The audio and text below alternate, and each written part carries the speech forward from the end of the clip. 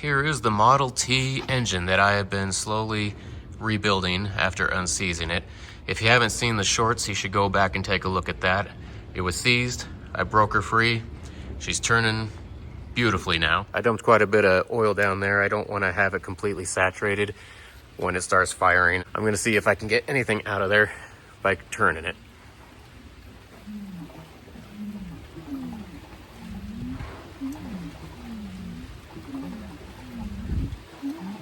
That's an interesting sound. So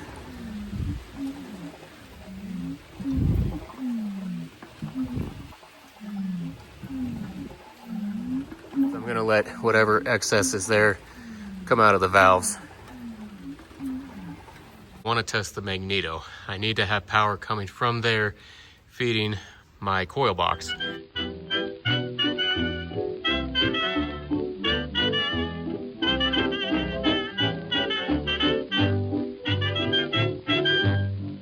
All right, let's spin it and see what we get. Rich man, poor man, in Dundee, each suffer must suffer his portion. It would appear that we're getting some voltage, so that's good. On to the next step. Let's fix the wiring. What I'm gonna do now is I wanna make sure my box is gonna have continuity between everything. Make sure all my connections are clean, connections inside the box, you know, all that good stuff. I wanna make sure everything's got continuity so that if these work, we can get it to fire.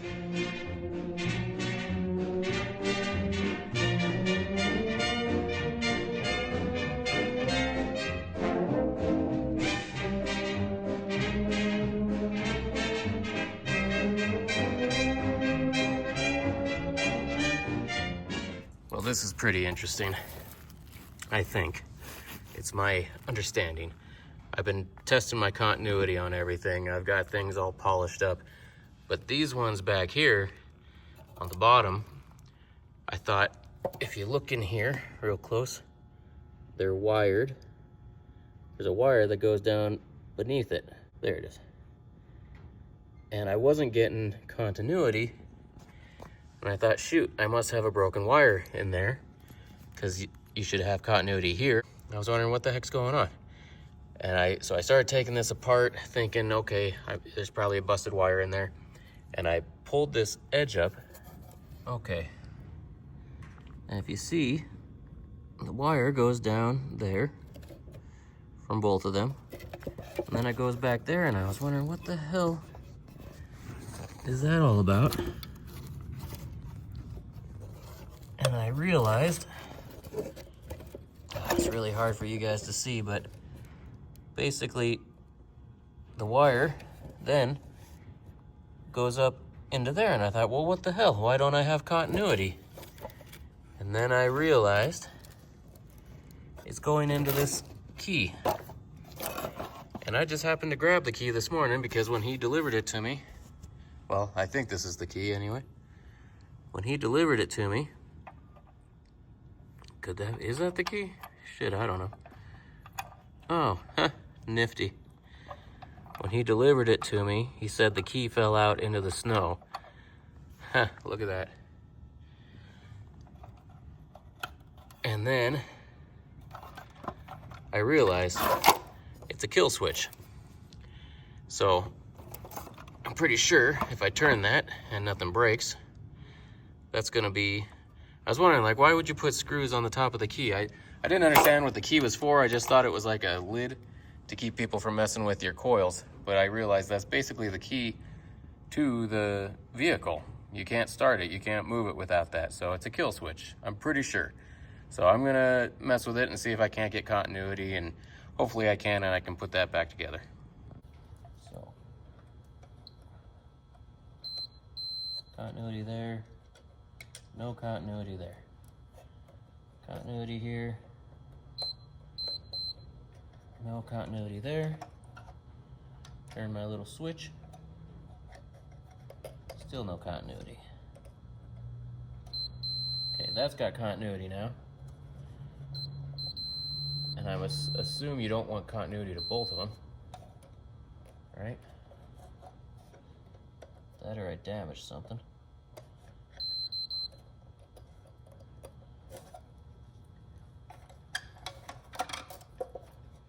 Go that way. Huh. Okay.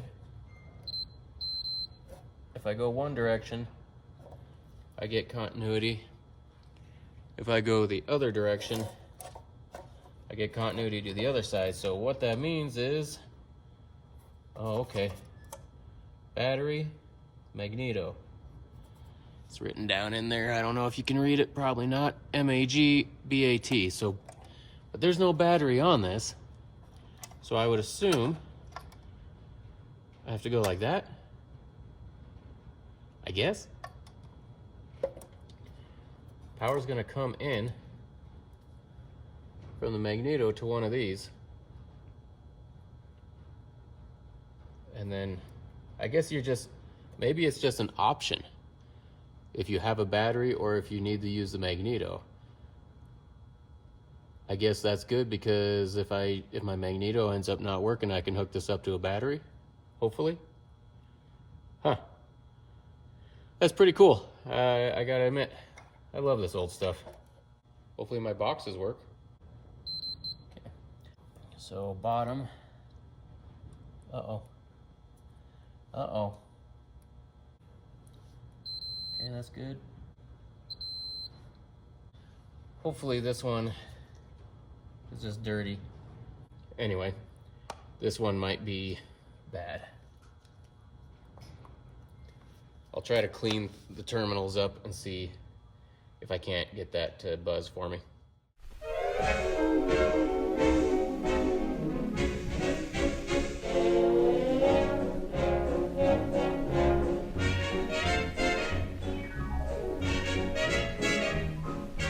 There is the coil box, all cleaned up as best I could for this time frame. Checked multiple times that I've got continuity to everything. So our coil box should be good. We're gonna start hooking things up. Oh, I've gotta watch out, so you'll never know how much I love you. Threw this firewall on here so that I could bolt up the coil box and have everything mounted just the way it's supposed to be. So I went to Napa and I got some spark plug cables. These are the type that you have to make your own or crimp yourself.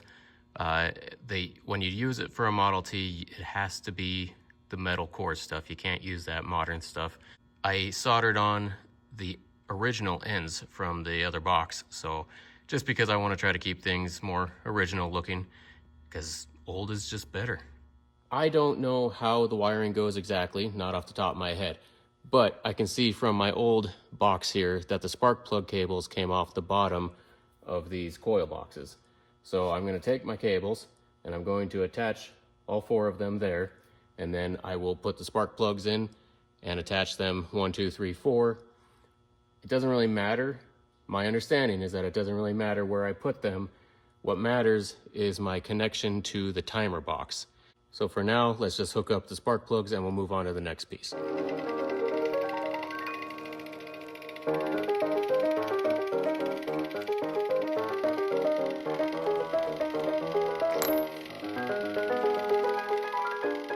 So we've got our spark plugs wired in there, and then we need to get to the timer.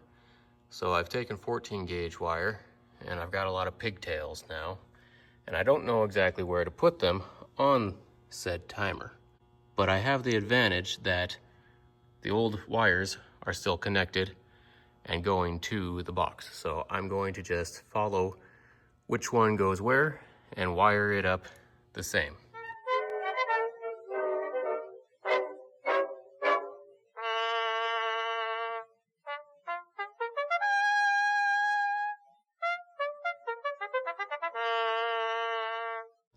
Well, I've been trying to start this thing and the starter does work, but I put it on a 12-volt system just to see if I can get it to turn over faster. But my battery's going dead now, and I think I need to jumper it.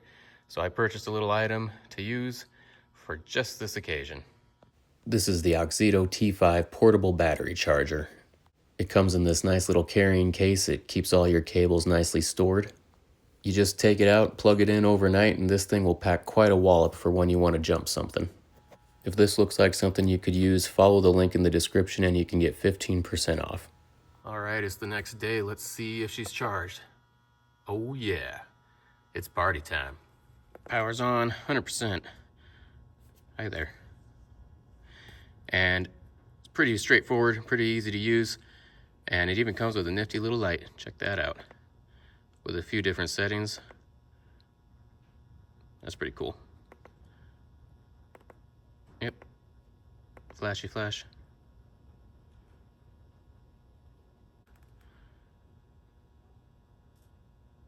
Huh, cool. I like that. All right. Turn that off. And then you hit start. And you're pretty much, you gotta attach your cables here. Like so. And it says ready. And let's see how she does.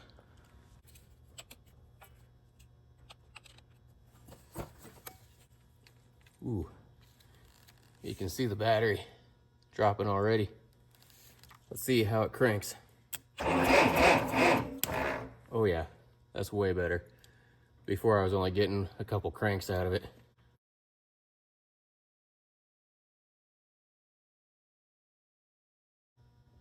Seems like it stabilized around 70. Oh, it's slowing down anyway. It was pretty low. Let's see if we can't get this thing to fire a little bit. I'm curious.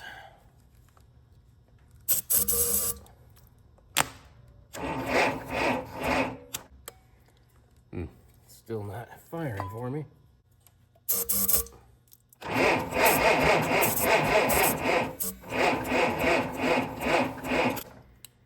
Huh. It did have some firing in there.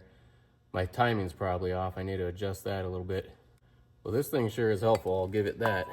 Without a full battery, I'm gonna have to charge it again here. It's about halfway done, but in a situation, if I really needed it, I do believe this would have helped me, you know, in a situation where I actually had my timing on and everything was good. I think this thing would have definitely helped me get out of a sticky situation.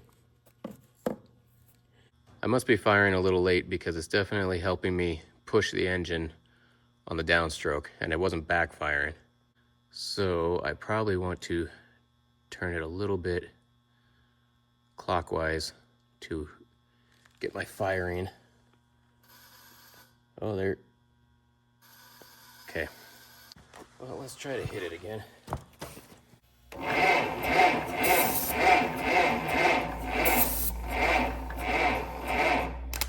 Okay. My cables are getting hot. Quite a bit has happened since the last segment that I just showed you. I've been messing around, scratching my head, going, what the hell's going on? Like, half the time these coils will work, half the time they won't. I messed around with my wiring, my timing, all this stuff. I didn't make videos of it because it was just a bunch of time-consuming stuff. One thing though that I did do, I got heavier cables. So I've got these big heavy cables now for 6-volt. You heard how it sounded with the jumper cables that I was using. Now this is a 12-volt battery, so it's gonna really spin, but man, it goes fast now.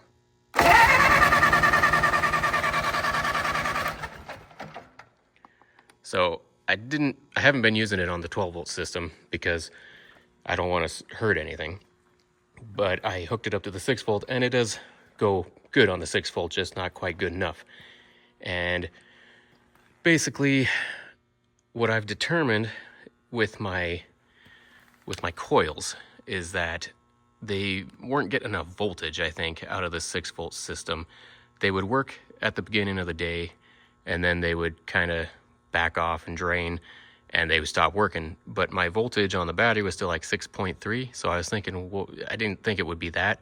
So just for, you know, grins and giggles, I'll put it that way, I moved it over to the 12-volt battery, and then it really started the coil started buzzing again, and everything was working good. So I think we are getting very close to being able to get this thing started.